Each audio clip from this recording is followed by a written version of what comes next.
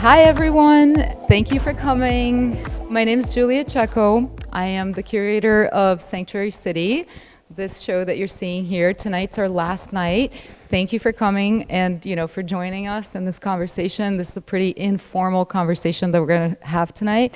And what we're going to do is we are going to introduce ourselves real quick. Each of you is going to give a 5-minute kind of introduction of who you are and the work that you have on view. And then we're going to open it for a conversation. Conversation can be between y'all, if y'all have questions for each other. If you have questions for us, it's really, please just don't be shy.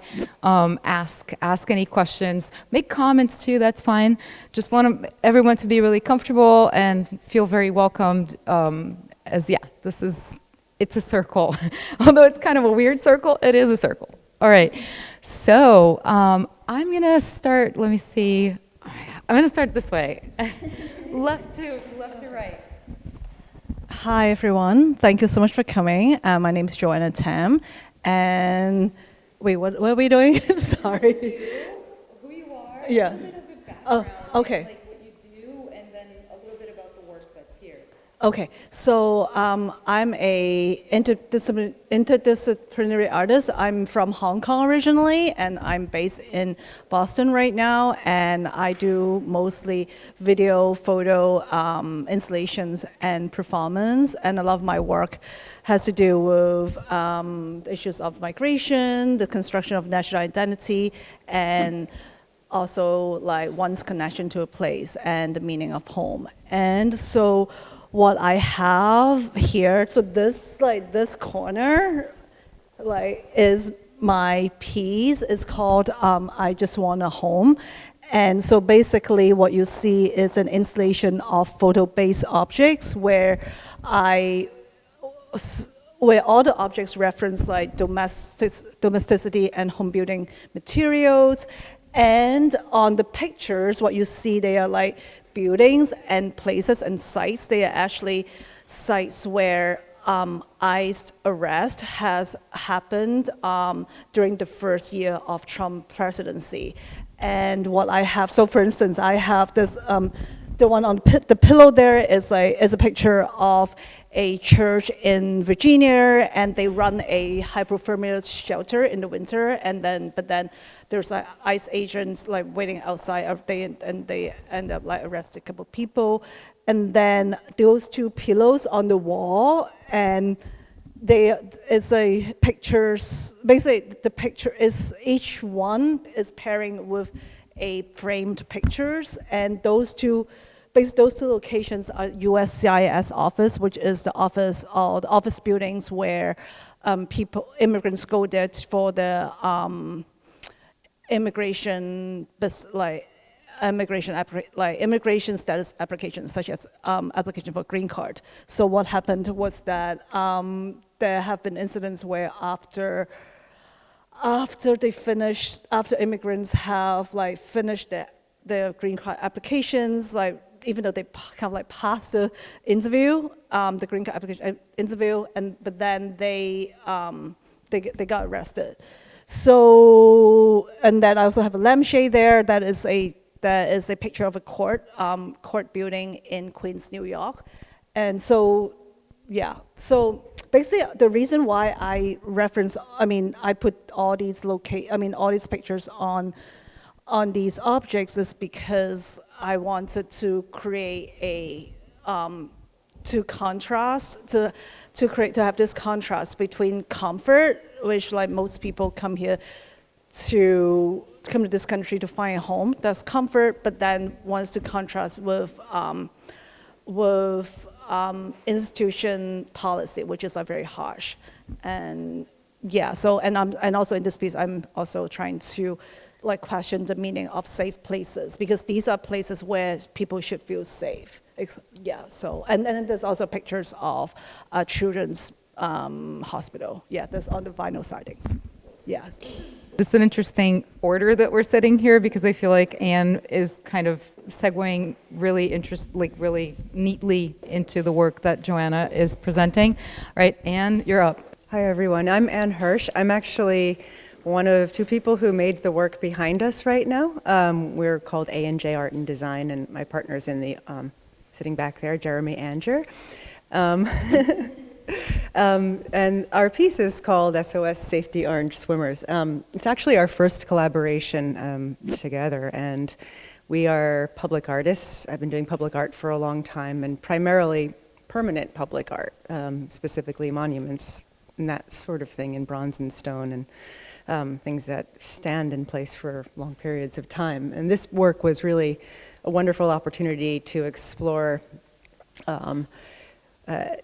meaning in a public space in a very kind of urgent way. Similarly, I think you were alluding to this, we made this piece in 2016 in the run-up to the election. And at the time, the discussion around immigration in this country was really heating up, and of course it's evolved quite a bit since then. The piece it's called SOS Safety Orange Swimmers. Originally there were 21 figures that we installed in Fort Point Channel, commissioned by Fort Point Arts Community. And the 21 figures sort of floated in the middle of the channel. Each figure stood for 1 million of the number of total refugees in the world at the time, which was 21.3. And that number has fluctuated since then. It went up significantly, and it's dropped slightly since then. And the figures are, as you can see in the video, they float in a reaction to wind and currents. They turn and they move on a tethering system that's hanging below them in the water, which is sort of invisible. We think a lot about refugees, and especially in Somerville, we are a sanctuary city, and part of our identity as a city is to welcome all, and we're proud of the fact that we are a sanctuary city.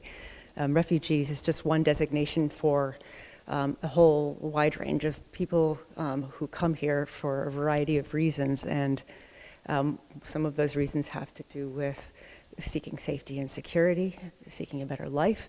I think at one point while we were here during the reception, one of us was asked, well, why don't we make more work about the environment and climate change? And the issue of refugees and displacement is integral to the issue of climate change, because there's climate displacement increasingly. So this is in a way a work about climate change as much as it is about refugees. So we installed this work in Fort Point Channel in 2016, and it was there for a couple of months. And then we had the honor of installing it in Grand Rapids, Michigan, a year later, when the number of refugees in the world had gone up to 24.8 million. So there were 25 figures at that point in time.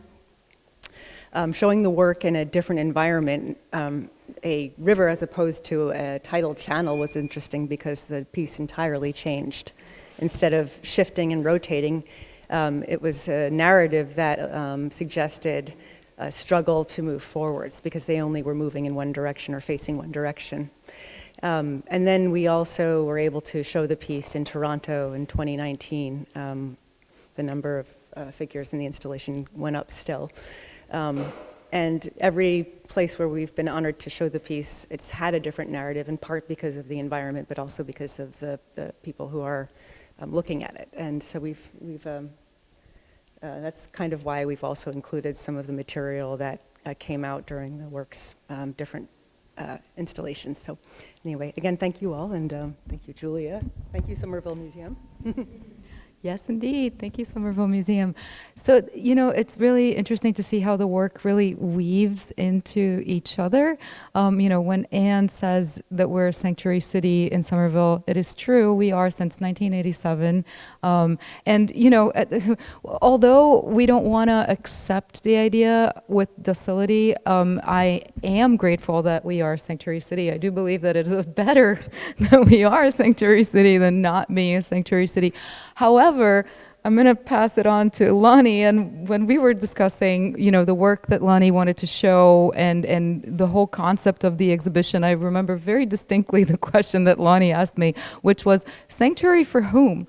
And that really stuck with me, and I think it really helped create the narrative around like, what do sanctuaries protect us from, and is that something that is not something positive, and to begin with, what we want to try to do is move away from the idea that we need the sanctuaries in the first place, and have a better system, better support systems for immigrants, for people that need shelter and support like that in those situations. So Lonnie, it's on you. So the work that I'm showing here is part of a Duty Free Paradise series that I started probably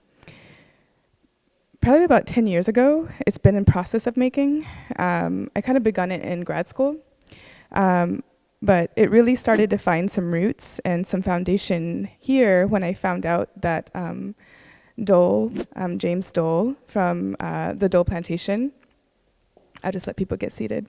I get distracted easy.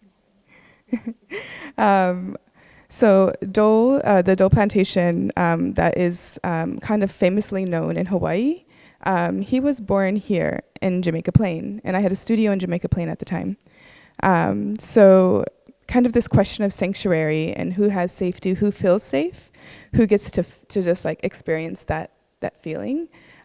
It did not make me feel very good or safe to know that James Dole and his family was raised in the place where I had my studio, because it had resonance of like what it meant for my father and my family, for him to be growing up in a pineapple plantation, a sugar plantation in Hawaii. And also kind of the way that the histories are spoken, like who gets to tell the stories. Because for the Historical Society in Jamaica Plain, it's advertised as a very good thing that he had a plantation there. But I know otherwise from the experience of being there, and also seeing what it's done to the landscape and the environment, and just the historical kind of layout also of the Dole family being a part of the coup in Hawaii. His cousin was the appointed governor after the Queen of Hawaii, Queen Liliuokalani, was then removed from her power after just being in power for 3 years. So there's a lot of connected histories from here across the water that not everybody kind of knows, and I appreciate this exhibition for allowing the space to have the ability to tell my part of the story and my version of the story, and maybe others who might not have been able to have the space to be heard. So this is, again, it's very interesting. I don't know if we did this on purpose, but it's kind of like really weaving into each other the narratives that we're talking about. I think, Lonnie, your work has a lot of empowerment. It questions a lot of history and the way that history portrays people from different countries, the fetishization of Asian bodies and whatnot. And I think then when we go into Cledia's work, we also go into that conversation of the female body, and in Cledia's case, in Lonnie's case, the queer body, but in Cledia's case, the female body as something that is often seen as or portrayed as fragile. But when we think about it, way far from that. But I'm going to let Cledia talk about it. Cledia. First, I just really want to thank Julia for bringing us together. This has been such an incredible honor and pleasure, because our work weaves so beautifully together, and these conversations are, as you can see, really rich because we are really tightly woven into this conversation constantly, and I think that it provides hopefully a new lens into what we do, but also how we see the world. In terms of myself, I'm originally from Albania. I was born there. I came here at a slightly young age, but not too young. I was 9 years old, and I see myself as an interdisciplinary multimedia artist. I do a lot of performance and video and installation work. And in this case, in this particular exhibition, when Julia told me the theme, but also you know, what maybe some prompts could be, I really jumped into it and I said, I'm going to create a new piece for this for several reasons. One, where I was in life at the moment, and two, because immigration is really near and dear to my heart and my work in general. So I often use Olympic weightlifting in my practice, actually. I use the strength of the female body as a metaphor with this very gestural, well-known sport, and what that means for understanding women in a male-dominated, obviously sport, but also with male-dominated society. And I use that as also a metaphor for times of war and immigration. So this time around, I actually couldn't do what I usually do because I had knee surgery. But I always wanted to continue using my body as a means for mark making and place making. And this time around, I thought, what if I could, quote unquote, like mark my territory, not pave my path and be this like gentle woman as we are often seen, but what does mark your territory mean? And that usually that saying is often it's often used for men. And I wanted to create like an indeterminate path. You didn't know if I was entering or exiting this place. So as an immigrant, I've always felt like I couldn't follow someone else's path. I always really had to start from a new place, and then often that gets erased. So I literally crawled through sand, and my vision was that I was going to have one of my really good friends film it with a drone, and you'd actually see me marking my territory.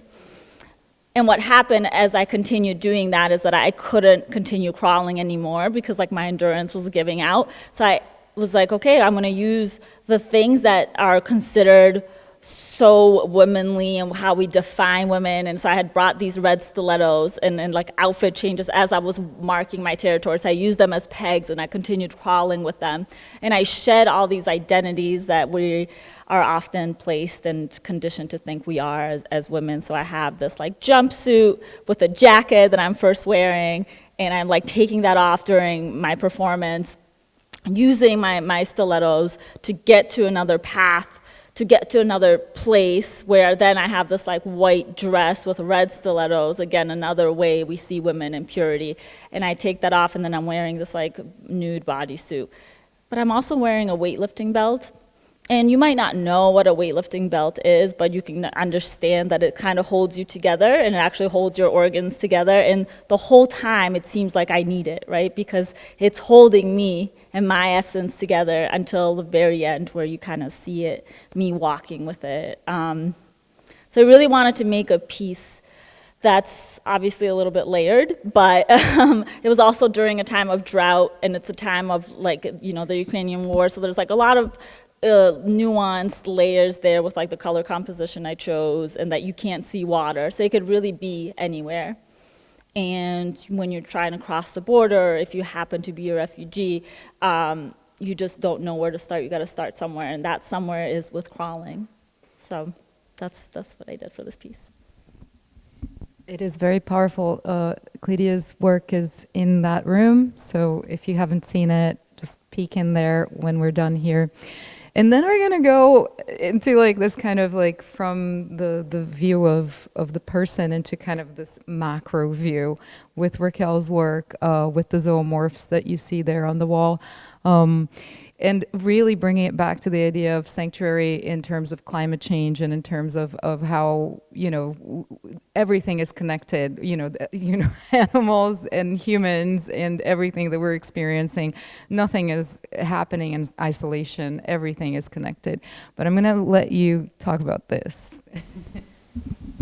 Julia, thank you. Thank you, Somerville Museum. Great opportunity, amazing group of artists. Just the fact that you got us all together. So the exhibition came out in a better place than I thought it could.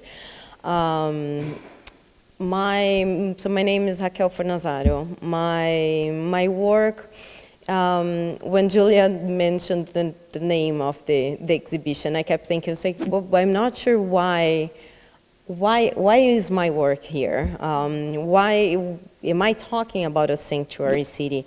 And then I actually realized that my work is not about the people looking for a sanctuary. My work is more about how do we treat the sanctuaries?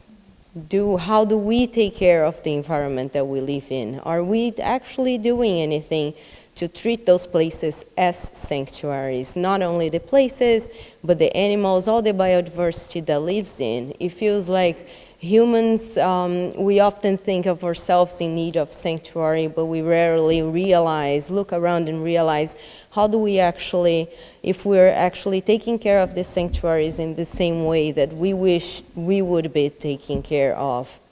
So this group of work, this group of pieces I called zoomorphs, and I did try to bring into them the feeling that we're, again, as Julia put it, we're all connected.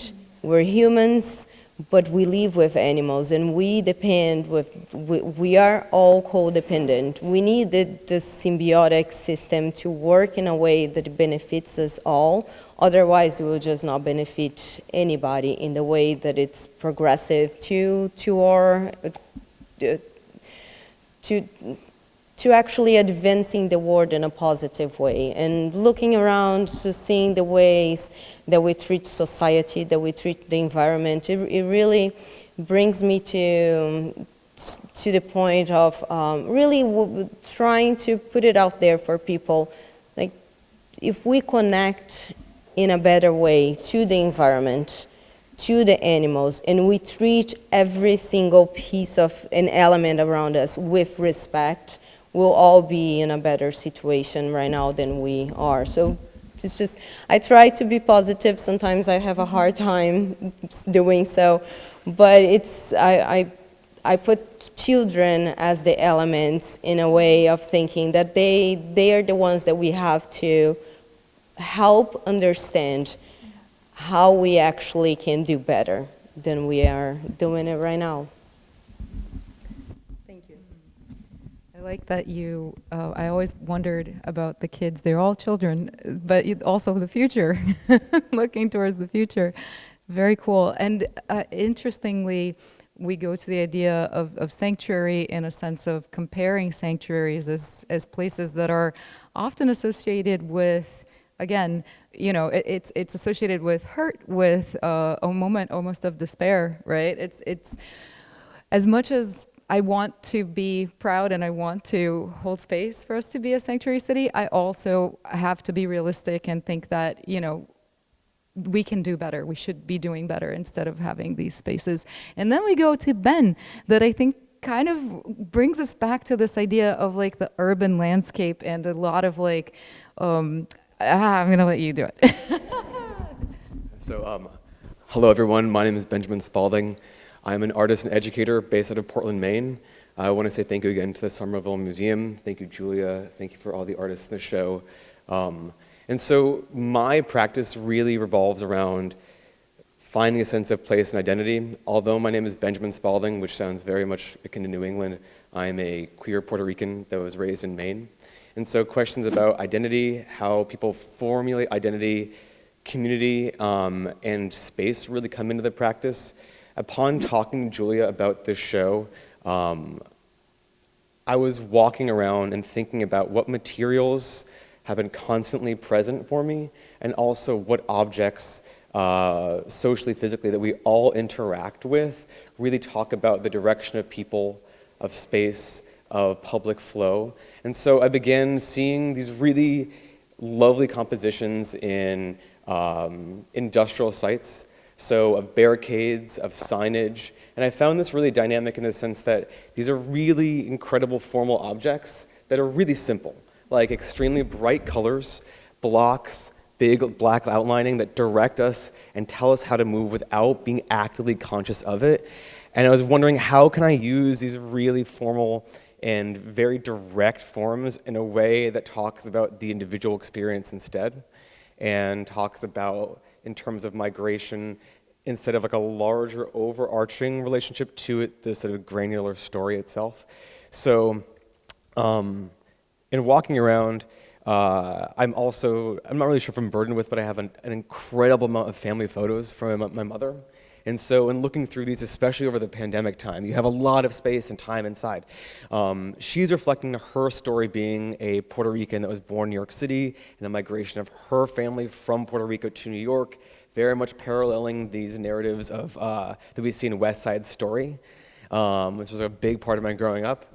And so looking at it, what really caught me off guard is we're looking at these beautiful photos of these beautiful people, is that she says in a moment, "Oh wow, I really wish I could have been proud of my body back then." And that was such an important moment in the sense that she's able to see in hindsight how beautiful she was, but in that present, the cultural environment did not feel as though her body was valid. And I began to think about this in a larger generational line of like, the people that came, not even from my particular story, but from all these stories of migration, have endured so much, but are given such little credit in some cases, or are unable to really express their pride in a certain case.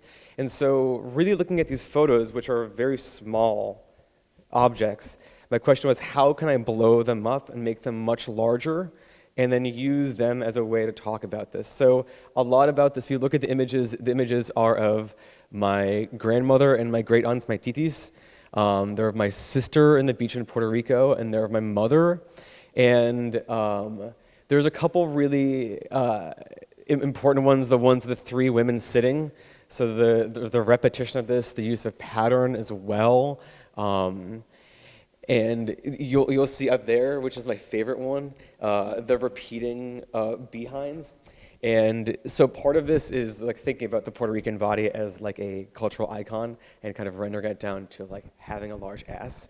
But beyond this though, this specific image, upon growing up, visiting my grandmother, there was this poster on the wall of this image. And upon being there every time, my mother said, "Honey, that's my butt. That's my butt." And in 1978, my boyfriend took an image, turned it into a poster, and that poster's me. And I thought she was lying until about 5 years ago, we received a signed poster in the mail from her ex-boyfriend. And the amazing thing is that she still looks at this image with so much love. And I find it really beautiful because it turns the body into landscape slightly. It changes it around. And so this project, thank you, Julia, really has allowed me to take stories and images from the past and hopefully use scale and object to sort of shout them or sing to them into the future. Thank you. So, and I think another interesting part of like combining all these artists together is that there's such different perspectives coming through. So, there's empowerment, there's frustration and anger, but there's also, love and happiness and finding your way through this maze of being an immigrant and having to reinvent yourself and whatnot. And I like that you're bringing this, even though within the barriers. That's kind of cool.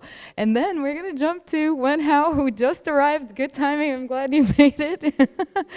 And it is another interesting leap, because Wen Hao's piece is this, again, bringing us back to furniture. Ben's is kind of this urban furniture, and Wen Hao's kind of bringing it into this very personal sphere. I'm going to pass it on to you. Thank you. I'm sorry about...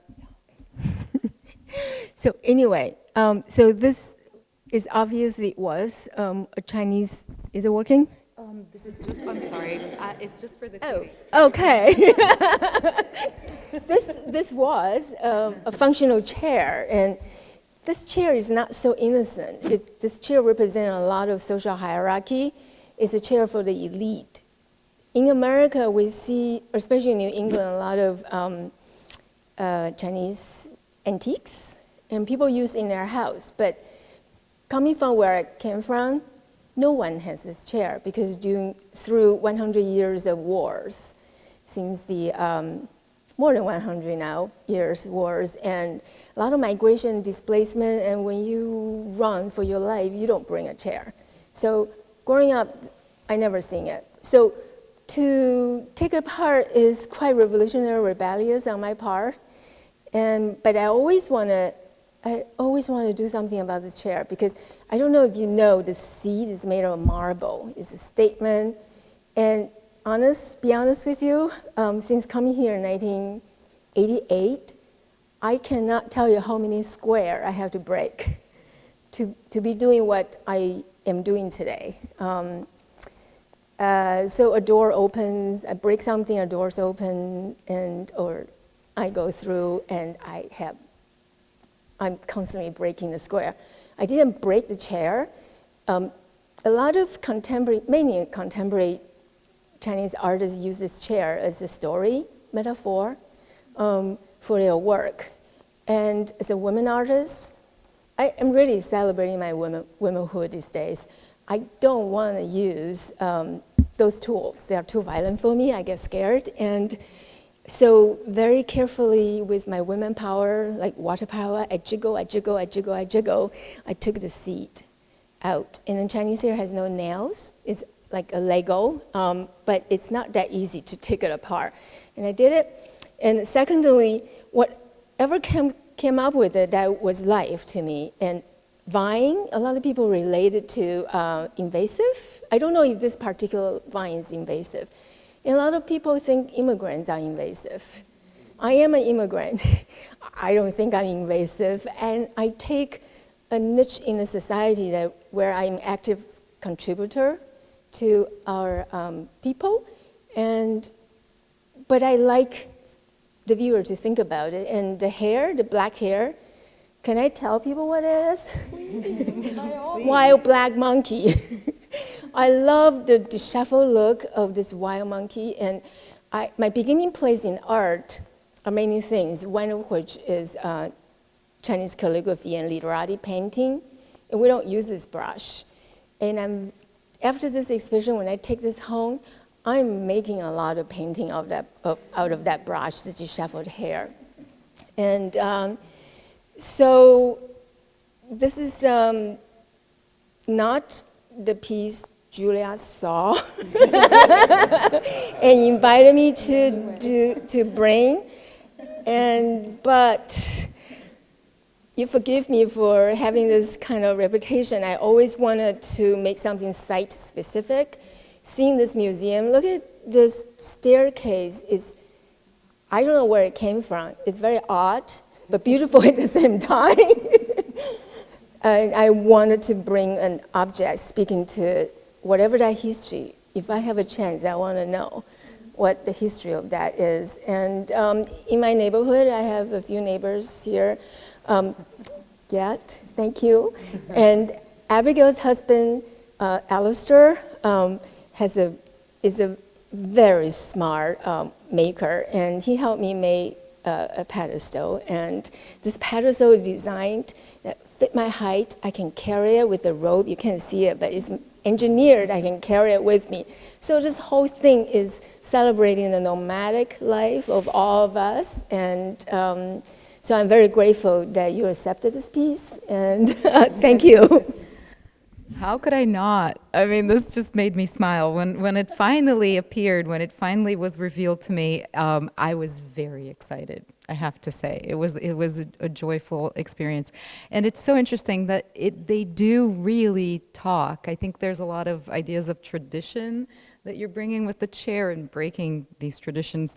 But this is a bullfinch staircase. It was actually from a mansion that was destroyed nearby, and they brought the staircase into this space. It is being renovated. It is a historical piece, and I joke that it is the biggest sculpture in the room. And trying to fight it or trying to hide it would be a mistake, because it is like a fantastic piece of architecture. So why not use it? And Ben very interestingly worked with it, and I feel like your chair is almost like talking to it. It's like they're facing each other and having a conversation. Very interesting.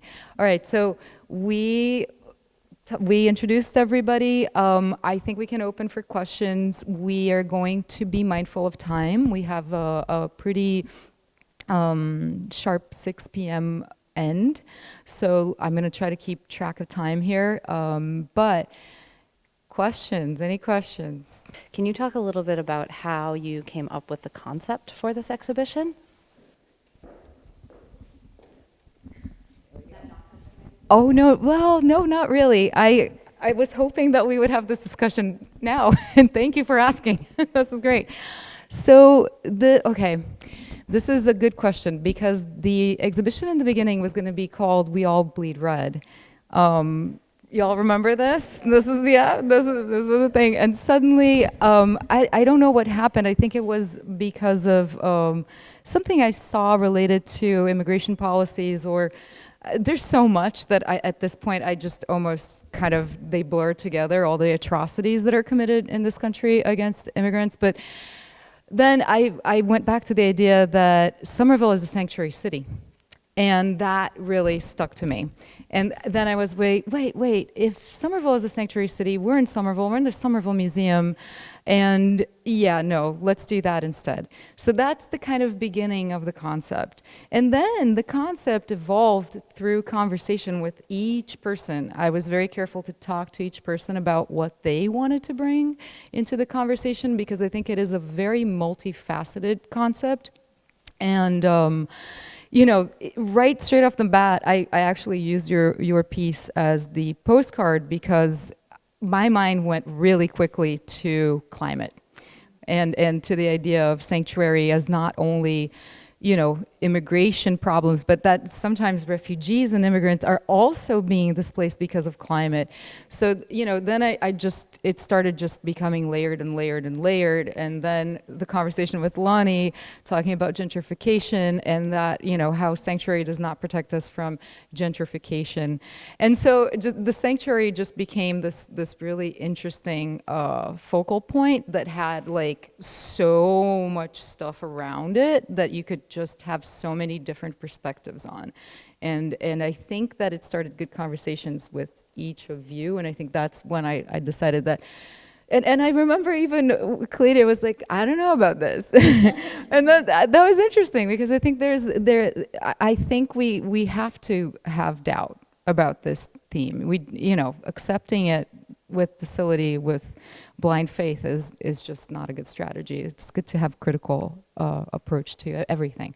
Wait, isn't it Barbara Kruger? Doubt equals sanity, right? I think that is, yes. Okay, so I think that's in a nutshell. Any other follow? Yeah, of course. I don't know. Do I have questions? I mean, I talk to you all a lot. You all should ask questions.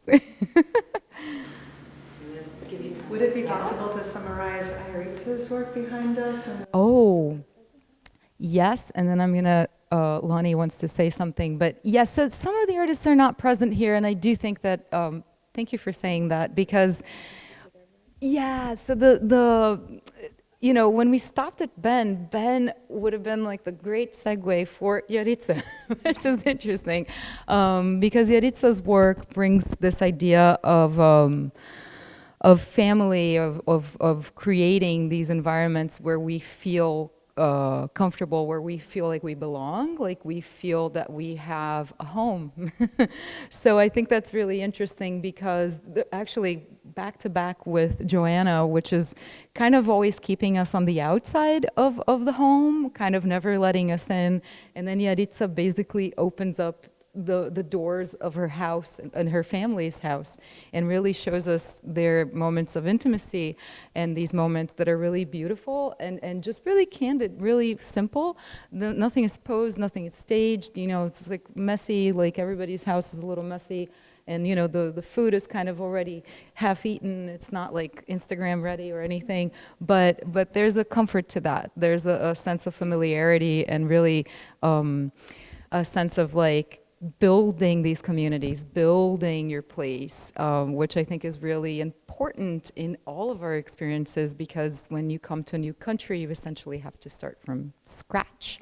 And Iritza is first generation and the work is called first generation, which again, you know, it is a homage to the people that have come before and have built that space and kind of blazed those trails for us and kind of created this sense of belonging, the sense of comfort.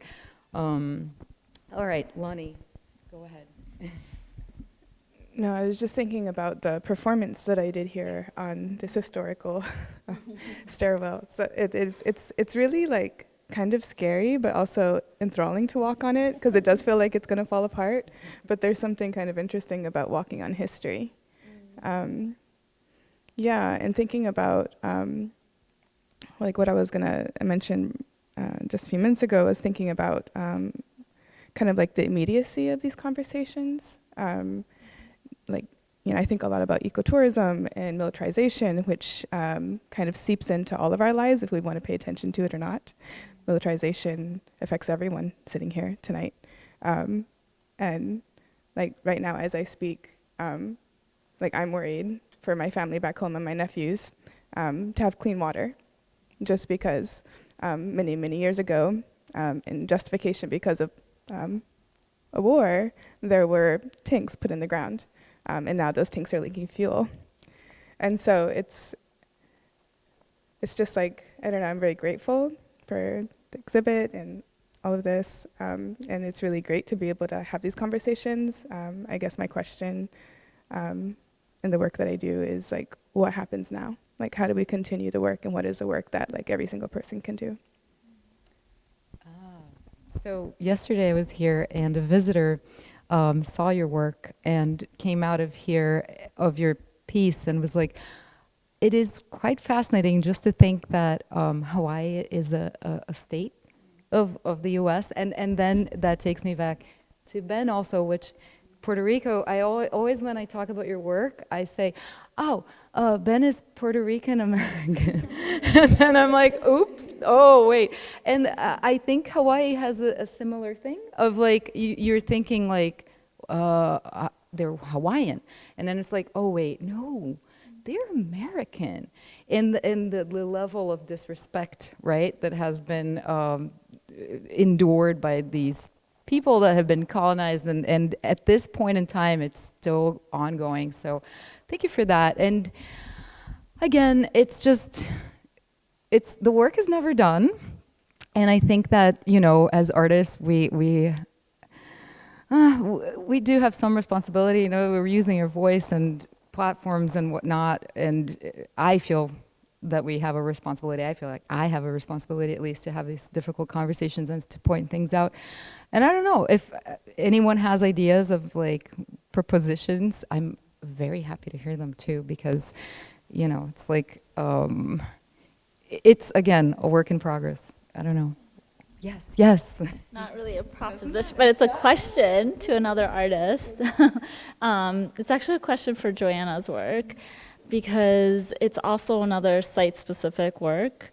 So it works in tandem with when House works. So I'm curious about your use of text, because I think it's so poignantly used, and just the use of repetition and how that can affect us. And I feel like the repetition, the words almost are like sonic for me. And in contrast with my piece, it has absolutely no sound. And I'm curious if you think about your work in like a three-dimensional, obviously you kind of are already working with three-dimensional space, but if you think of sound as an element of that three-dimensionality. Thank you for your questions. Okay, so I have text on the wall, but I also have text on one of the pillows. And the reason why I think it's important for me to add text in my installation is for context, because if you I feel this as a viewer just walking into the space, if the viewer didn't read the wall text, which is like the labels, it's very hard for them to understand what is going on. Like the pictures itself is not particularly pretty because it's not meant to be pretty. These are very boring buildings, like these institutions. But at the same time, like these places, as I said, it's important that, the reason why I drawn to these like buildings is because they are places where people should feel protected and safe, but because of the immigration enforcement policy, people got arrested, immigrants got arrested. So because of that, I feel this is important for me to add text to kind of like to summarize the essence of what's going on in this piece. And also it kind of like summarized my anger. Yeah. So. Can you read what? Yes. Okay. So I have. They came to find shelter, and they came to find shelter, and you arrested them. They came to be healed, and you arrested them. They came to be legal, and you arrested them. They came to seek justice, and you arrested them. They came to get warm, and they arrested them. So each line like reference like the sites that I have on the pictures. And I said, I want to direct this to the administration at that time. Mm-hmm. Yeah. Yeah, you talked a lot about how there. It's okay. You have a loud voice. You've talked about how there was kind of a narrative of one piece leading into, or opening up to another. Was there any kind of consideration either by you or the artists around kind of any sequential narrative for the order in which you see the different pieces, or that they're laid out in the space? Yes, kind of. Yes. Okay, we've got 10 minutes, but that's plenty of time. Yes, for sure. So again, I think it's kind of like, you come in, you see Raquel, there's allusion to water, to kind of this like tragedy, or yes, very much in Brumadinho. And then you come in and we have the safety swimmers that are kind of, in a situation of distress and in a pretty dire situation. And then it kind of flows into a little bit of a safe haven with Yaritza, and then it flows into Joanna's kind of like fake sense of comfort. And then we get into this chair that is again kind of referencing home, but it's not giving us closure, and it's kind of pointing towards maybe a future and whatnot. And then we go into the furniture, the urban furniture, but that's really made very personal with all these beautiful women. And kind of if you sweep up, you keep seeing this, and then you circle back down to We All Bleed Red. That piece is actually called We All Bleed Red. And then when you go into Lonnie's space, it's all red, ironically, kind of ironically. And then you're kind of ushered into the video room where you can kind of have a little bit of a more meditative space, kind of digest a little bit what you saw, and spend time with Cledia in this very, very exertive activity. And then you have Alison Maria Rodriguez last, which is really whimsical, dreamy, talks a lot about like nostalgia and loss and family and memory and erasure, and it's really beautiful, but a little sad, yeah. So yeah, that's in a nutshell what I was thinking when I did this, but whatever. But more questions? Yes, yes. You? Yeah. Loud voice. Thank you. Well, thank you for making the space. Unfortunately, I didn't get to see the exhibition before coming here tonight. I was running late, so I only have a cursory understanding of some of the work in the space. But I do know some of the artists, and a lot of the artists that I know of in the show are multidisciplinary artists that within the show directly and indirectly reference the body. And I was just really curious if they have any thoughts between themselves to kind of address that. So how you have your work indirectly addresses the body by having a chair, and then the pillows that Joanne has. I was just curious if there's any thoughts around that. Do it. I guess one of the things that we confronted while we were developing the idea for the piece, and also when it was installed, was how do you talk about everyone and use a body? How is that possible? As soon as you have a body, you have an identity. And there are particular identities that are associated with refugees, given what's in the news today. But across history, across time, there is no one body that's associated with refugees, with migration. Human beings essentially are nomadic. I mean, we move. So that was a very difficult thing. I don't know if it's resolvable. How do you use the body without referring to a particular identity? We tried. We may or may not have succeeded, but maybe that leads to a question for other people. Identity and the body. But does anyone want to speak to it? Oh, I think a lot of people want to talk about this. Great. Well, recently I've been thinking a lot about my body because I'm getting older. I have a birthday coming up next month. Excited about that. But also the kind of like reverberation of thought is the body as a target, and that I do feel like a target a lot in my body. As a female-bodied person, like I look that way, and I have to be careful. Even I currently now live in Fort Point area. I feel like I don't fit in, and that I could look like I'm dangerous, and that could make me a target. So just resonating on that kind of feeling of identity and body and how I exist in the world. Yeah. It's kind of the opposite in some ways for me, because people can mistake me for like just like a white American. You know what I mean? I'm easily sort of can fall into that place, and so I use that a lot in my work, because there's very, very succinct understandings of like the female body and how it's supposed to look, how it's supposed to look in the sports side of things, how it's supposed to look in like the magazine side of things, and media, all those things. And the way that I feel the trajectory of my work is going is, instead of I've used weightlifting a lot in my work, and I think I will definitely continue using strength and weightlifting in some way, shape, or form, but I think I'm going to personally continue kind of mark making with my body in the landscape a lot, because I'm also getting older and thinking about what does like resiliency and strength mean, and can I be stronger as I get older? And I think I can, and I'm already pretty strong. So, so I think it's really interesting as a woman, and also like ageism and what that means. So as I get older, I want to kind of like continue defying these expectations. So, yeah.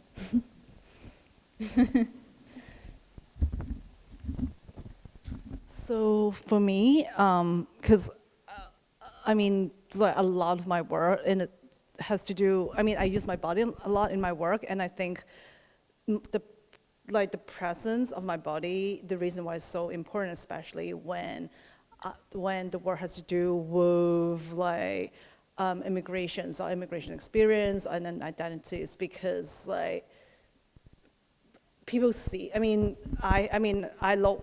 Asian, and I look Asian, and I speak with a foreign accent. I'm very foreign to a lot of people in this country, and I think it is important for me to use these characteristics to tell stories about my experience, and also I'm also a woman, and a short woman, so I feel that like using my body to talk about power, like my power struggle, I think is important to me, and also like for the work in here is meant to be kind of like participatory, because I have like 2 floor pillows. I know like nobody sit on that, like sit on a pillow, but they're meant, those like big pillows, they're supposed for people to sit on, and then to look at the environment of this home, which is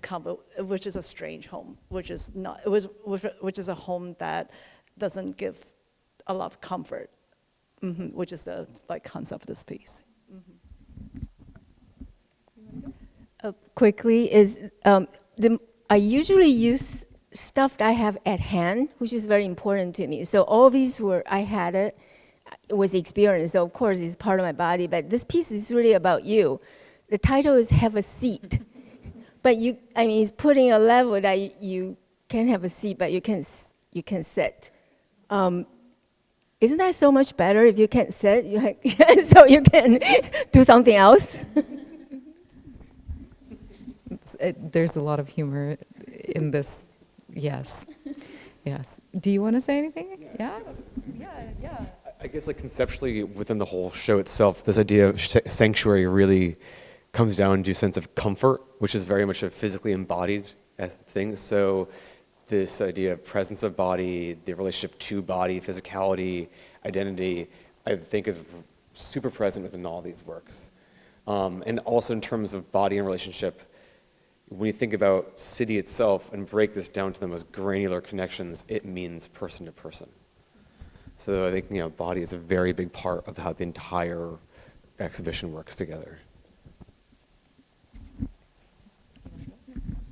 Oh, wow. It is 6. Oh boy. So because it is 6, I am going to have to stop our conversation, but oh boy, y'all are really fantastic. Thank you, thank you. The work is beautiful. You know, I know that it's just scratching the surface. If you look at each of this artist's work, you're going to see that it's a mini universe of fantastic art and thoughts and ideas. And go look them up, go follow them. And yes, thank you for coming, and have a really wonderful night.